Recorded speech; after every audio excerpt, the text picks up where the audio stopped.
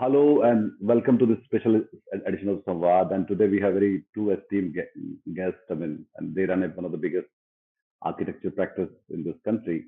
Uh, Christopher Charles Benninger is a known name. He's a master architect. He has done some great projects in India, and he was part of SAP. He set up CDSA in Pune, and uh, he also made this campus for Suzlon. He's setting up IIT Hyderabad, Ajim Premji University, all big kind of uh, projects. And he's also a guru and a mentor and a keen art lover. So we thought it's a we are very grateful to Christopher and his uh, managing director in his company and partner Ram uh, Akkisetti, who is like part of our discussion today, who is also an art lover, and he has set up an art gallery in the India House where they work and live from. And he runs a children's art competition called Earth Matters and does film festival on art and architecture. Welcome you both, Christopher and Ram. Yes, welcome. It's lovely to be Thank you here. so thank you so much joining us on this thing. Uh, First, I will start with Christopher that because he has been there for long, much before us. He came to this country when it had just become independent then, and and he came with loads of Western insight and influences to a country which was still in kind of formation, and where art has been there like for long, but then at the same time it was also like shaping up during those years. So, Christopher, I mean, so when you came to this country, how do you kind of perceive this whole art and aesthetic of what we see and what we think is a very chaotic kind of a place? First of all, I don't think it's chaotic. I think it's layers of rationality, one placed over another. Some of the layers are very ancient, some are medieval, some are British 19th century, early 20th century thinking patterns, and some are very global. So you have all of these layers of cultures and the way people think, one floating above the other, but interacting with each other. And to me, it makes it look extremely interesting. While if I visit America, I find it's extremely boring. And so I think it's kind of a dynamic situation where one can learn a lot every day because there's so many different uh, cultures interacting. In fact, one of my professors, Margaret Mead, told me when you go to India, don't be critical, don't take your own value system and start judging other people by your little tribal values that you picked up as a Catholic and as a student at Harvard and MIT. Try to understand other people's value systems, their mores, their habits, and try to understand what they're doing is within that system, not within some system you're bringing from abroad. So I think when I entered India in 1968 to come and work with Balkrishna Doshi in Ahmedabad, I came with a rather open mind and I fell in love with India pretty quickly. And I built a kind of indelible link with India at that time. And what about the post-independence art? Because then we saw the new art movement coming up from Baroda and Mumbai, and some bits of it from north as well, from Himachal and elsewhere. Okay. There also this increasingly Soviet influence that time in the way we used to think and we used to kind of to our creativity as well. How did you find that then? Let me first start with my own little background. I had a teacher called Jose Luis Serra, and his best friend was Juan Miró. Juan Miró was a very famous Catalonian Barcelona painter. And when I got my degree at Harvard, he got an honorary PhD. And we boys we had very small classes, 12, 15 kids in a class. So we knew people like Juan Miró. Guernica, the famous painting by Picasso, was painted for my professor. So we knew a lot about Picasso. And when I was a kid in my uncle's house, I had a Monet painting, water lilies, in my bedroom, which was on loan from the Metropolitan Museum of Art for particular reasons. So I grew up actually knowing pretty good artists, pretty famous artists from my youth. And when I came to India, I think I had a good eye for Western art. And I think that can create a problem because you're again starting to evaluate Indian art on Western art. But now coming to India, keep in mind, modern Indian architecture is built on a great foundation of history. You have regional art from ancient times. I could talk about Rajput paintings, about Mysore paintings, even Travancore. You have Mughal art. You have a whole history of very famous art schools which evolved in India and create a kind of foundation. Then another impact on India, I think it had a lot of impact on the Calcutta school, where the British painters who came to India, some really great painters came to India, and they painted things like the Peshwa's court in Pune. James Welsh came here and spent some years. Now, I want to make a point. These people were definitely artists, highly trained. They did very graphic art. Why? They were actually the espionage of the British. There was no television then. There were no moving cameras, no digital way for people sitting in London to know what the whole court looked like. The Maharaja of Travancore, what is his court like? What are the palaces like? What are the animals like? So you get some beautiful, like George Stubbs paintings of cheetahs and elephants and things like that. And we think these are beautiful paintings, but no, they weren't painted to be beautiful. They were painted to document to the British what did their empire look like? What did their lands look like in a foreign country? So the British artists were actually doing documents for the foreign ministry of Britain, basically, and for the British East India Company. So you have all of these layers were in the minds of people like Nandalal Bose, Tagore, and all the Calcutta school painters, and they were trying to break away from that. They were trying to create an Indian art. And then you come up to independence, and you have 2 or 3 very well-known schools of art. I think the progressive group in Bombay had very many famous painters associated with J.J. School, and probably almost all of them, Akbar and Gaitonde and Hussein and all of these people, Jyoti, all of these people became very well-known, big names in Indian art. And then you had something called the Baroda School, which grew up around the MS University of Baroda Fine Arts Department. You had Subramanian, who I was fortunate enough to know, and you had people like Bhupen Kakar, who I met in 1968 and became the proud owner of one of his paintings. And Amit Ambala lived in Ahmedabad, but he was definitely part of that group. And there were many well-known. Gulab Muhammad Sheikh is still alive, one of the famous artists from the Baroda School. So you have the Baroda School and the Bombay School, and then you have the Calcutta group. And I think a lot of energy was going between Baroda and Bombay. But keep in mind, we didn't have television in Ahmedabad when I left in 1976. So there were no television links, there were no journals, there was no foreign art bombarding people with images that they would try to copy. And there was a very indigenous kind of art movement in different places in India. It's also worth noting there were very good artists like Haku Shah, or Paraji Sagar, who didn't live in Baroda or in Bombay, who did work basically as a lifestyle. They weren't trying to brand themselves as famous painters. No?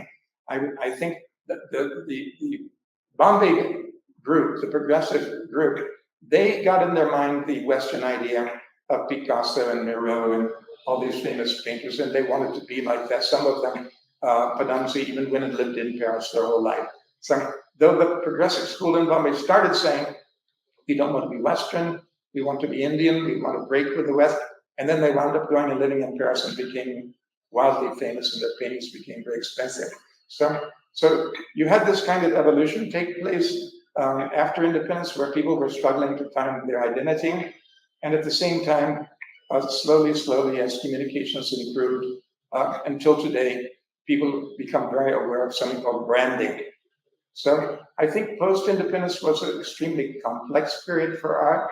It had many influences from history. If you look at Balkrishna Doshi's work, it's very much influenced by Rajasthani art, two-dimensional, wonderful artwork, the prints he makes. Now, So these influences are coming into work being done even today. My partner Ramprasad has done a number of great paintings now, which are influenced by historical mythology, great cities like Varanasi in India, and even myths of Krishna and things like that. So I think the good thing about India, we haven't broken our links back into, I'll use the word medieval times, when there was great art going on in the country. Into the future, yes, we have a connection now with New York, Paris, and Milan and Tokyo, but I think still people are struggling for their identity. If I take something like Anish Kapoor, who is instantly not an Indian now, he is a British citizen. Um, his work, if you look at it, is very enticing, very beautiful, but it has no context. The piece of work he did for the Millennium in Chicago, it's called the what round? The cloud gate. The bead, the cloud gate. It's called it also. That could be picked up and put in Singapore, in Tokyo, etc. But then Samvaad Gupta, I think he's highly influenced by Anish, but his work is like a banyan tree, or some pots and pans from India. So basically, he's highly influenced by Kapoor's work. Anish. Yes. Anish, and at the same time, he's trying to make it Indian. So this kind of a struggle, you can think people being influenced. If you look at Imam Hussein's work, you can see Picasso in a lot of his paintings. A lot of horses from Guernica, the famous painting done by Picasso in 1937 in protest against fascism. Now, you see a lot of geometry and figures coming out of Picasso into Hussein's work. A lot of colors and things come from Picasso. So I think this back and forth has been there between Indian art and Western art. But still, if you look at people like Paraji Sagar in Ottawa, I don't think Paraji Sagar cared a hoot about what was happening in Paris or what was happening in New York. He lived art. He painted because he loved to paint, not because he had a clientele, not because he was looking at galleries who would post his work. It was just part of his life. And I think that's something you find in India, probably Haku Shah and some of the painters in very small towns. If you look at the list of great painters since independence, a lot of people lived in Bhavnagar or in Jaisalmer or some very isolated place. And I think that's a wonderful thing about art in India, that you have a lot of regional contextual paintings which relate to things which happen in India. And that's not the case in New York City. Everybody in New York is hustling to be in a big gallery, to be in social media, to have a brand name that everyone should recognize. You see the painting and you say, that's done by XYZ. I think that destroys the whole intention of art. When people are trying to have a branded identity. I was just about thinking when you were saying that, like you had a journey from US to these places and looking with a very keen eye to these arts from various periods and times. Ram, I was just thinking about the journeys which people have made from like these small towns to big towns. I have done that, and I think you too are that kind. So how do you look at Ram? How do you look at these journeys of people? Like Hussain became big, but then he came from places like Pandharpur and some kind of a suburb from Indore, and Raza came from a tribal place. And there are so many journeys which are happening from a small town to getting a name and a kind of a place. What's your reflection on those journeys, Ram? Oh, okay. So, before I take the question, I wanted to kind of give a little clarity on when we talk about the art in India. See, if you look at it, the Indian art can be divided into two broad categories. One is the formally educated art, wherein you went to a college and you did fine arts as a course and you studied either in the Bombay JJ College or Baroda, because these were the primary two institutions along with Calcutta, Shantiniketan, to kind of dispense what would be the art. So let's call them the tastemakers of this century. Okay. But there was a parallel journey which was all the time existing. It has always been existing in India, which was the informal form of art education.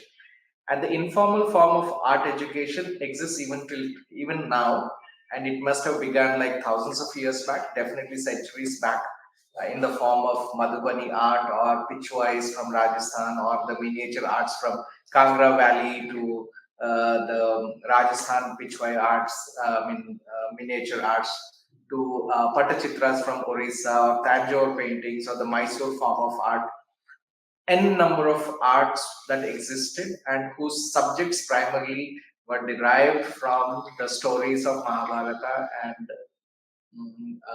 Ramayana. Because Ramayana and Mahabharata, even till today, I think they supply the characterization as well as the stories for the artists who are in the informal kind of learning of art. Now, what happens is that when you have two layers, there's always a kind of a conjunction which happens between the formal form of art, which we see nowadays in art galleries, and then the informal form of art has now shifted from art to craft. So, Nitish, are you understanding what I'm trying to say? Yes, of course. But so when we talk about Indian art, I think we should talk definitely about these two, and it can't be limited only to the art that existed in this century and the art that is exhibited in the art schools or art galleries. Okay. Now, the next thing what I wanted to explain is that how did the journeys of the famous artists that we have recognized, like Tayyab or Hussein or Piraji Sagra or what's that? Bhupen Khakar. I think they were greatly influenced, there's no doubt, by the European school of thought. There's definitely, they have been influenced by what they were exposed in Bombay presidency back in those days and Calcutta, and definitely those influences have impacted on the way they wanted to excel in the form of the art which is showcased in the gallery. Otherwise, most of the art in India was essentially public art. It was always in temples, it was in palaces, so it was not like Even village squares. in village squares and in walls of the houses. If you know, this is how art was. Art was always public. It was never a private thing. But it's the galleries which introduced something which was called the private art. So I think that answers your second question. What is the acceptance of art in public spaces? I think we always had it. Let me also comment on that. I think Sure. something has emerged, which has emerged maybe from the West, but the idea of culture. People now believe that you can buy culture in an art gallery and hang it on your wall. That if you have a painting by a well-known painter, when your guest comes, you show them a Hussein, you show them this, and you therefore claim to be a highly cultured person. I think culture is behavior which persists over time. It's eating food with your right hand. It's having an arranged marriage. It's the way people live. It's the way women wear saris and men wear sort of dhotis and even Western clothes. So these kind of things are actually culture. What we eat, how do we eat different foods? No? Who do we eat with? When do we eat? This is culture, not things people hang on the wall. So recently I've come across some of my clients who even hire art advisors. Now, can you imagine that instead of having art which is done by your village folk people, you're hiring an advisor to tell you what kind of art to hang on your wall? Now, if you look at our art collection, in our house, everything is part of our life. If we went to Valencia, we have Alonso's paintings, which we bought there because we happened to be in Valencia. I was invited to give a lecture there, and we bumped into these people, and we liked Alonso, we liked his work, and we said, hey, let's carry this memory back with us. We have a very large painting from Bhutan, which is a mandala. It was painted by a person that we met who painted mandalas, and we said, can you do a large painting for our house? It's not a mandala, it's a people tree. It's a people tree, yeah. But based on this whole... so essentially what I think... So what I'm trying to say is that we're not art collectors, and so don't misunderstand, we're not art collectors. It's part of our life. Every painting we have is related to something that happened in our life, our journey. Well, what people are doing today is they're trying to buy It's either an investment, it's either a showpiece to say something about their cultural level in society, or it's something which is branded, which is a fad. So I think this shift has to be understood because it's affecting the way painters paint. There are painters who are painting for these audiences, for people who want to be collectors, quote unquote. So if I have to add to that, like I If I can think just ask Ram, if you can explain so there's a Krishna behind you, then there's a painting, and then there's a boat. So, this is, I can see from here, I mean, I have not seen your full collection. Someday I think I will. But if you so. can just walk So us through these three things you have behind you. I was in Cochin. We did the Cochin Refineries headquarters in Kerala. So I was in Cochin on one of my site visits. So I was just going to that Jewish street, if you remember. And then there I saw this beautiful Krishna. It's one piece wood. It was carved out of one piece. It's almost 75 years old. And I found that it's a very interesting piece of sculpture, all in wood, painted. And so I kind of picked it up. I bought it. This painting in the back, it's done by Obaya. I bought it from an auction which was done by Art for Concern, I think India Arts Concern or Concern for India. I think Concern for India. There's an NGO which operates by taking the paintings from artists and then kind of raises funds for their causes. So I bought this painting. And then the boat is actually, I bought it in New York City, not in New York, in the Hamptons. In the Hamptons, near the New York. So effectively, if you look at it, all the pieces that we have collected have stories with our journeys. And they were not based on what we wanted to kind of have it. They just found a place in our hearts and then made it to our homes. So these It's a are long-term collections. relationship now. So these It's not are just not an acquisition, yeah. no. I think that's a very important thing which we must understand, because we even have a client right now and they have an art advisor and they want to kind of, they decide, oh, this wall must have a painting of a woman, this wall must have a landscape, this wall must have European art, like that. So if you look at it, everything has become like a kind of a packaged kind of experience rather than a natural experience. I think that's what Christopher was saying, that like, I think the whole idea of art now has become like a fashion statement, or a statement that you want to demonstrate it to the visitors rather than the pieces of art becoming part of your love, because you don't think everything that you buy as an investment. Now people see it like, what would be the value of this, say, 30 years from now? That should never be the beginning point of your purchase of artwork.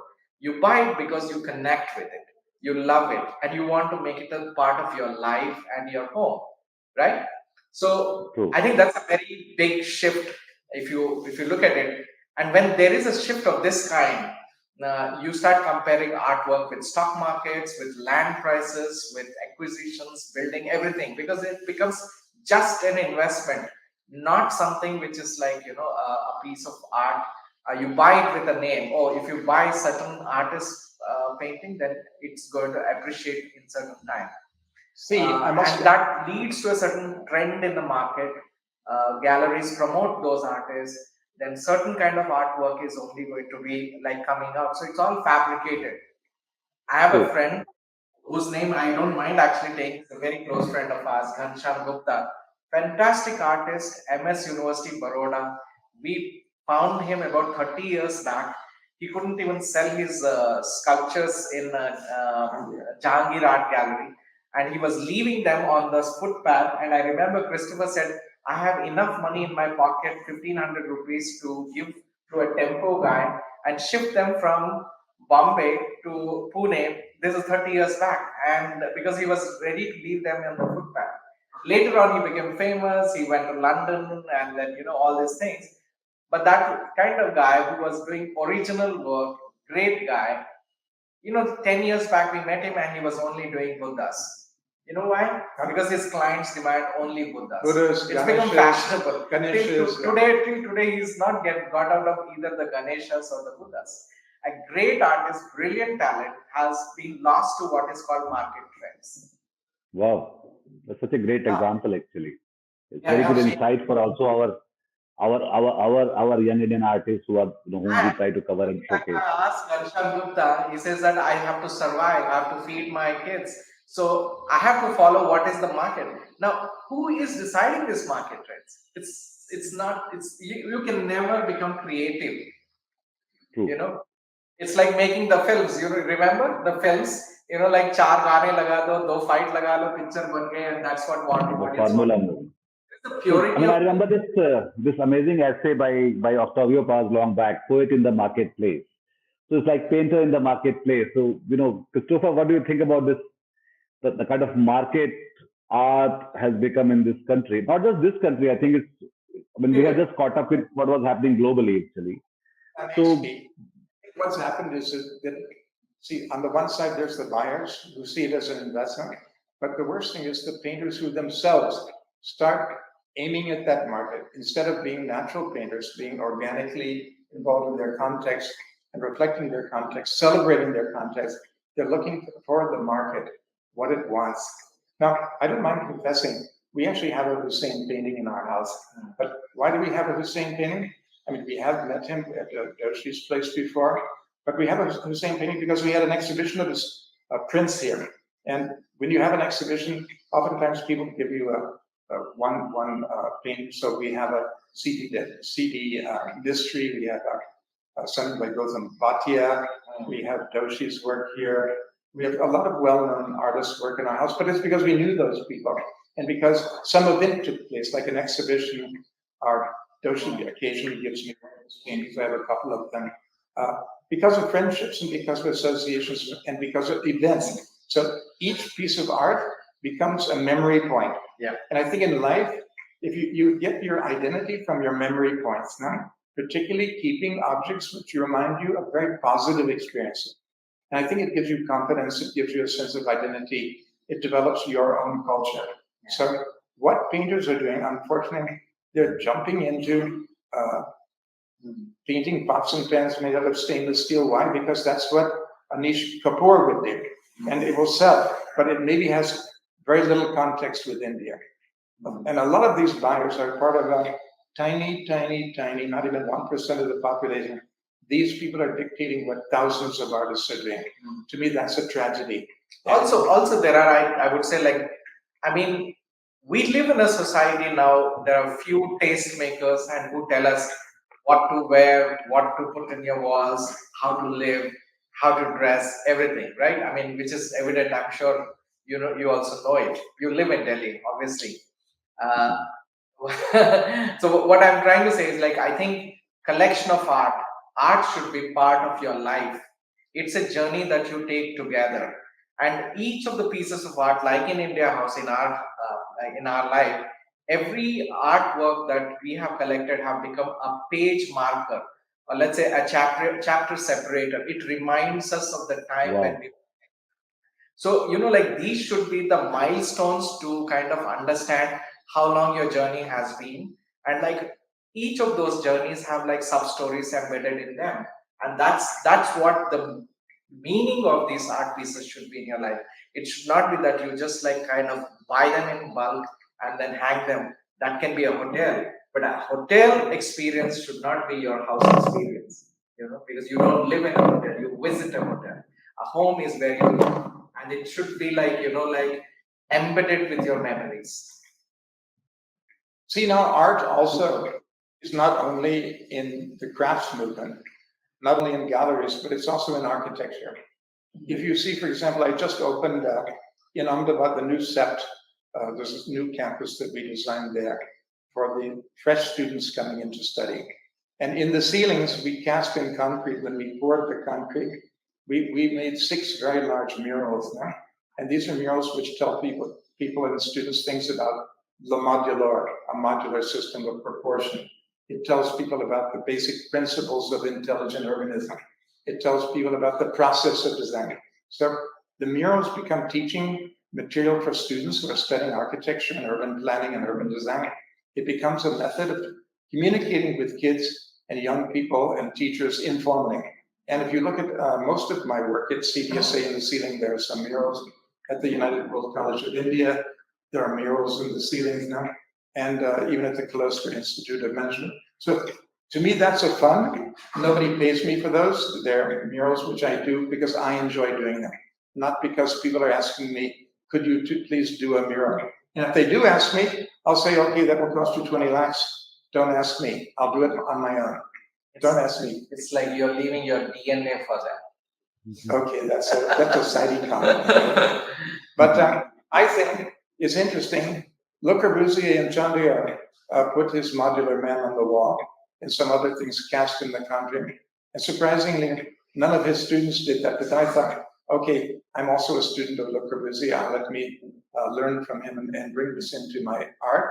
And many of the things I'm doing are very mystical, mythological, Indian kind of figures and symbols, which go back even, I would say, to the Indus Valley, some of the seals, some of the figures you see on seals in the Indus Valley and Harappan culture. I try to bring them into the modern culture. And I think that's very important, that there's some stream of connection and giving identity to people and a place. No? I think one of the things, because we are primarily architects and dealing with what is called built spaces and spaces where human beings interact. So we create spaces. So when we look at like art, and if I have to look at art and architecture, and if I have to kind of marry both of them, I don't see that art should be limited to a particular space. In fact, it gets very gagged or constrained unless we take art out of the closed spaces to the outdoors. We are not going to sensitize the rest of the society, because I do very clearly believe, and this is my personal opinion, that in India we do live in a aesthetically challenged society. If you even ask most educated people, they've never bought art, they've never seen a gallery, they've never understood what is art. So that is how much we are removed from what is called art, which was not the case if you look at like a century back. I mean, art was very much an integral part of our ancestors, our grandfathers, our grandparents' lifestyle. There would be small rangolis. Today, rangolis have become like, a decorative element just for shadis and maybe a festival. Am I not correct? Yeah, You this is no more act of community. You get somebody to come and do this for you, and get paid. It's like acquisition.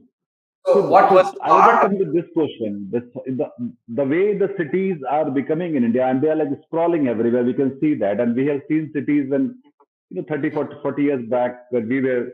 So there was like much more breathing space, and there was some kind of the way you could relate to the structures in those cities. And now, like, what do you think about this new kind of structures falling in? They come very fast, and then they almost look the same. I think, I mean, so many airports have started looking the same. So many hotels have started looking the same, whichever city you go to.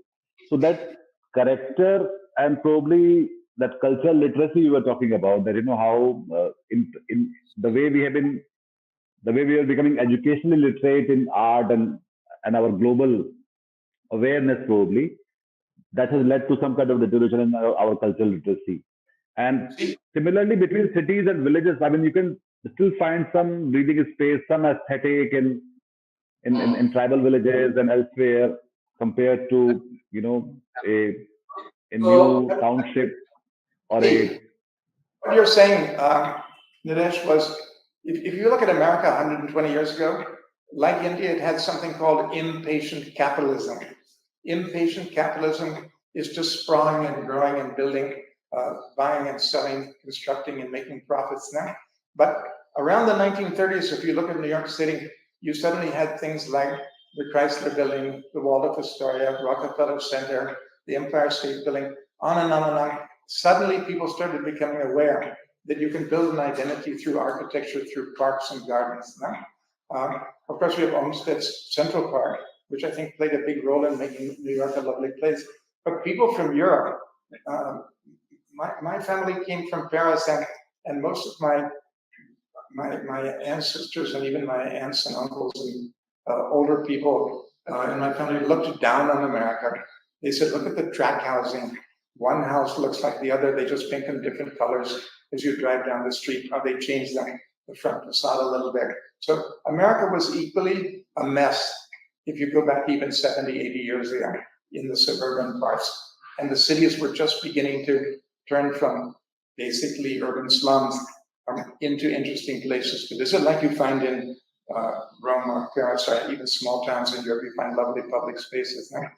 But I think this is a question of maturity. India recently started to become an urban community. We are not, historically, there were a few urban cities, Varanasi, maybe Old Delhi, Old Ahmedabad, places like that, where you did have public spaces. You had masjids, you had large courtyards, you had forts in cities, you had things like that, which gave identity. Now, in the modern times, we don't really have a tradition of urban design, waterfront development, things like that. So it's a new playing field, and I say just give patience. I think when the population growth settles down, maybe in 20 or 30 years, I won't probably be here to comment on that, but people will start realizing that we want quality of life. We don't want to just have an investment in an apartment building. But you're right. If you drive through Pune, almost all the apartment buildings look the same. And it starts to get boring, and they start looking shabby after a while. And our whole urban environment starts to look like a huge, I don't want to say slum, because slums look more interesting than these buildings. You really go into a slum, there's more variety, there is wall painting by people, there is a sense of community. So I think it's just a question of time, and people will start becoming publicly minded. If you see many apartment buildings, you go inside the apartments, it's the very clean, very neat, very nice apartments, and then you look at it, you walk in the kitchen, and the housewife suddenly opens the window, she throws some garbage out the window, because there's no sense of public space. The public space doesn't exist in India, in cities, but you throw garbage in the street in the village, and somebody's going to give you some four-letter words. So I think it's evolution. It's a question of evolution. I mean, to add to what he's saying is that, like, if you look at like my own observation in my lifetime, I've seen the rickshaw was painted at one point. Trucks were painted. I mean, jeeps were painted. House walls were painted. There were rangolis, and you would have. Right from saris were like embroidered. Every one was like a kind of a custom made. So and such is the way, I think, if you look at, like, everything had art in it. Art was never separated. But now, from when we moved in from handmade society to the machine made society, you're producing in bulk, and so everything has to be in a mold and everything. So that's where, like, if you look at it, like, all the crafts people have got displays, they've moved out from their age old practices of craft into something else, and then slowly there is a kind of a depletion of these arts from our society. But even today, if you go and see certain kind of streets in Chettinad, the Chettinad houses, or if you go to Bikaner, if you go to Kutch, the Kutch hamlets, or like, I was in Banaras, and I was seeing some of the small gullies, with houses with every door being different. And look at the beauty of them. Like, all the houses looked similar, but yet they were all individual. All of them had doors, carved doors, but they all were different. So they all followed a certain pattern, but they still had the individual identity.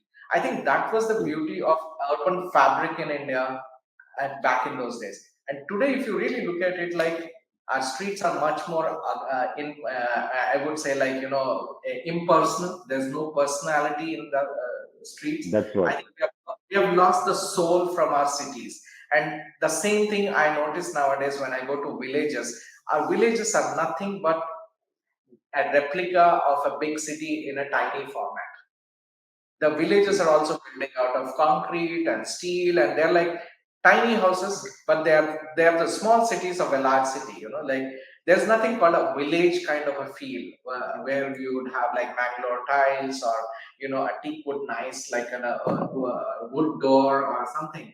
So I think this transformation has greatly come from the exposure which was brought to people's imagination through television and through mobile phones. So everybody wants to become become somebody who's labeled as a successful. For a village person, a city dweller is a successful person. For a person in like Nagpur, somebody who's in Mumbai is a successful person. Somebody who's in India, we see people in Paris or London or New York as successful people. So human aspirations are so much linked to this idea of like what I want to consume or where I want to live. So that's why you see like what we have we are losing, and we are just like running after something which was never, and we can never kind of replicate in the perfect format. And in India House, when we built it, we were very clear we were building a Haveli, yet it is modern. And we were very clear that, like, if our temples and mosques can have artwork in the form of statues and inlays of semi precious stones, why can't we have uh, modern elements and modern icons and symbols as embedded part of our stonework? So India House is a modern take, absolutely contemporary modern take of what was already existing. And then the art over here also is like replicating the same thought process. Many of the artworks look as if they are from a different prior century, but the subjects are very modern. So in that way, what you can do, you can marry what was good from the past with the present, because after all, we are human beings and we like to be progressive. But it doesn't mean that we forget about what our roots were, what was good in the past. So for our viewers, I mean, Christopher is also a writer of repute, and he has written a book called Letter to a Young Architect. But I was just wondering if both of you can tell us what will your letter be for a young artist who is right now in a place like Haragarh or somewhere in Odisha, or outside Calcutta in Bengal. What will you I kind of want to think tell them? look at your own experience, look at your own self, and through your paintings, you're actually creating an identity. You're creating a new personality. So enjoy that process. Develop your own personality, reflect on your own context, and celebrate that context instead of celebrating things you see on digital media or things you see in films. No? And when you start celebrating that context, like Bhupen Kakar, he used to paint the Shopkeeper series, which a painting I recently sold was Krishna Hotel. It was a small cafe, basically just a coffee shop. And why Bhupen Kakar became famous? Because he only painted things from his daily life, his tailor shop, his tea stall, things like that. And that was unusual at the time because most of the Indian painters were trained to copy or be influenced by Western geometry, Western color systems. And here was a guy who painted very simple, very humble environments, which was his environment.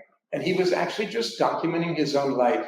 And I think if young artists today, they look at their immediate environment, things around them, if they go to the vegetable market in their town and paint scenes from the vegetable market, or to the railway station, or to the ST bus station, or just on the street where they live, they'll find so much material in human nature. And I think artists have a role of sort of projecting human nature. What is human nature? What is humanity? What are the emotions of people?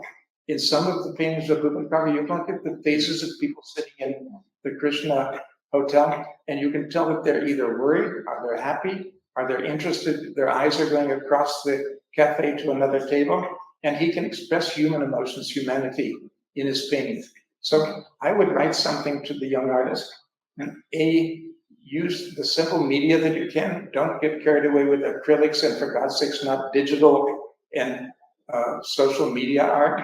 Number two, paint things which are near to you, which you know. Don't try to paint pictures of, we know an artist in Pune who paints pictures of people in Paris in the late 19th century. All of her paintings are like that. That's all she paints, no?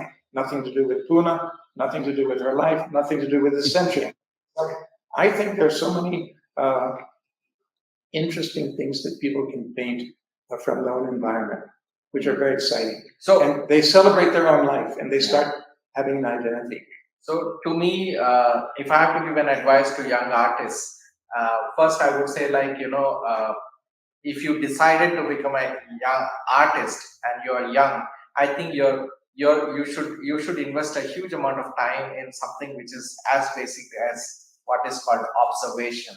I think our observation of our surroundings, like as Christopher said, like your visit to a vegetable market should be an experience where you observe and you start like freezing frame by frame as if you're experiencing the vegetable market as frames of painting, and each of those you can like kind of convert them into paintings when you actually start to paint, because these memories are actually what creates like the original art.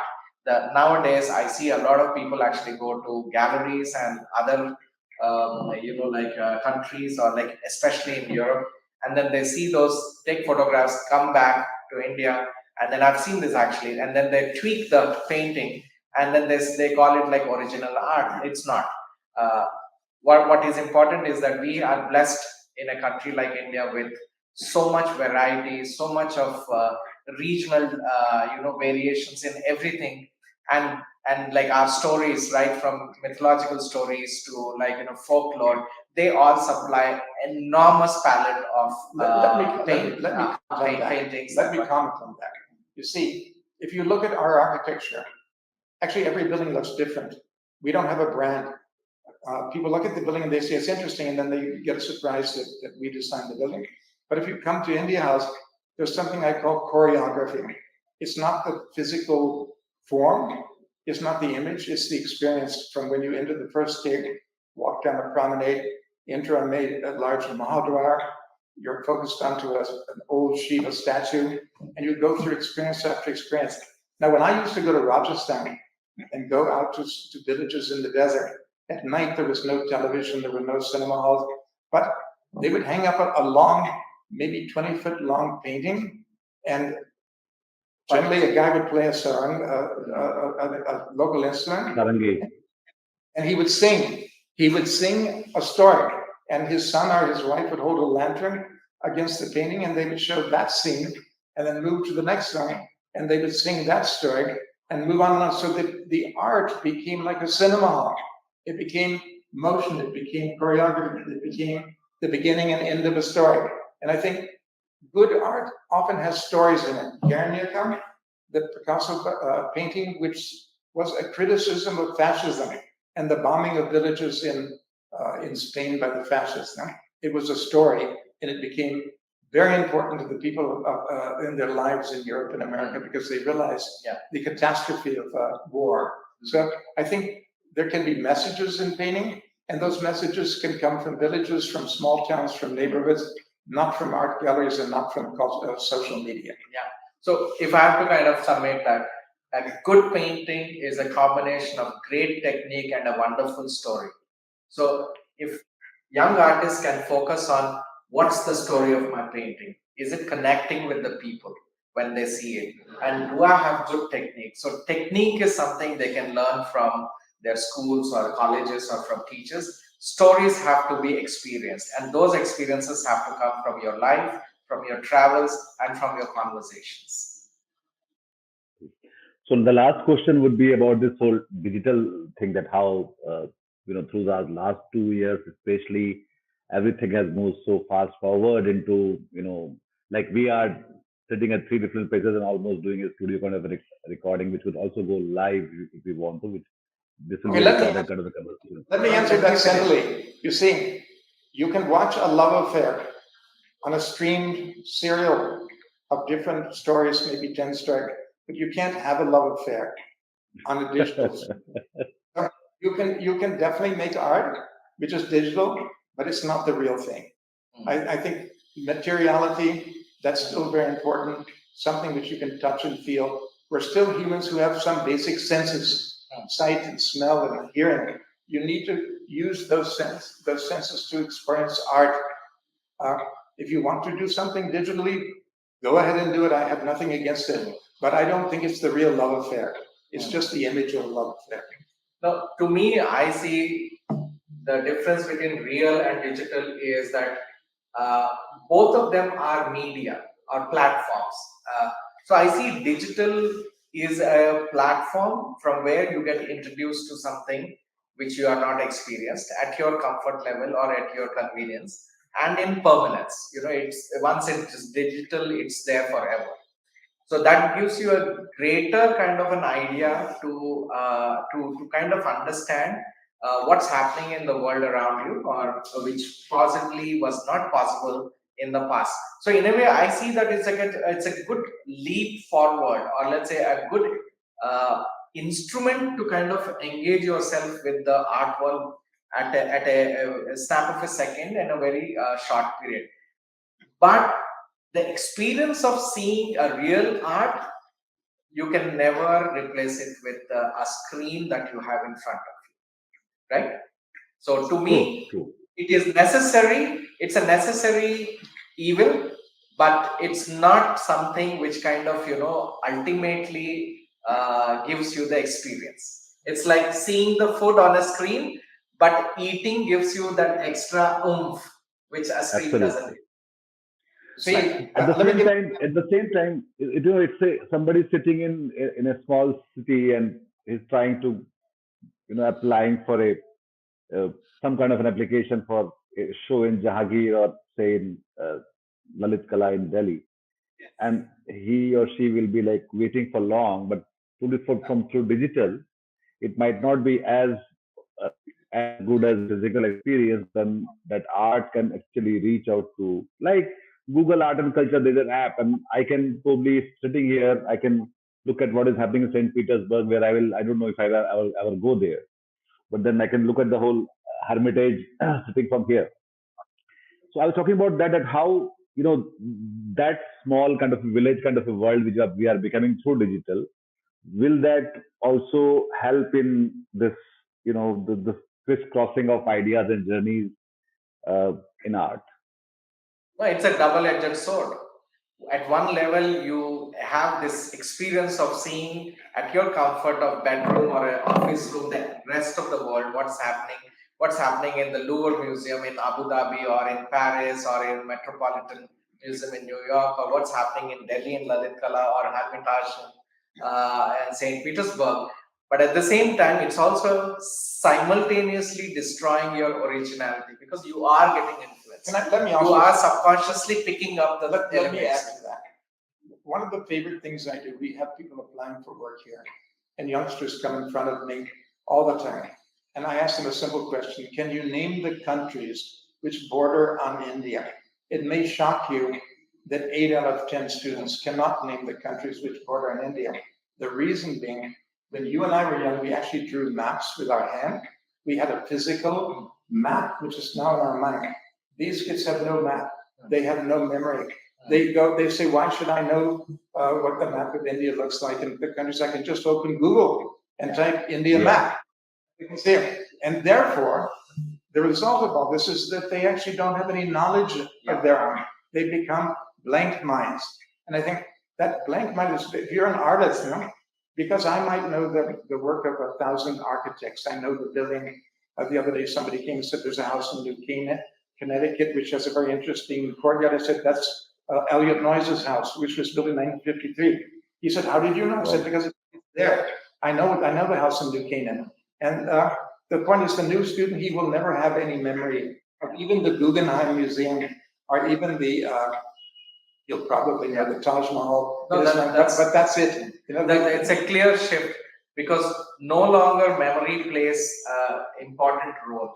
People feel that, like, if there is a knowledge, let's say in Google or in cloud or in some server, I can access it whenever I want it. But understand, you can never build your building blocks of knowledge without having memory. Memory is important, and that memory is not being created when you actually go through the digital world, because you see it in a fleeting second and you forget it the minute it's removed. And a day later, if you ask, like, can you tell me the 4 paintings that you've seen, they have no memory of it. You understand? And if you do not have memory, you can't build anything. That's clear. True. So as I said, it's a double-edged sword, because you need the digital world, but you can't be a slave to it. You still need to have your own. Entertainment teaches you, it makes you think, it challenges your mind. Amusement is just pastime. Go to a circus, Watch somebody jump upside down from one swing to another, that's amusement. Watch a film like Ingmar Bergman, they challenge your mind, they ask you questions, they make you think, they might even make you upset. But I think we need more entertainment and less amusement. Wow, that's a very kind of a cool thing to say.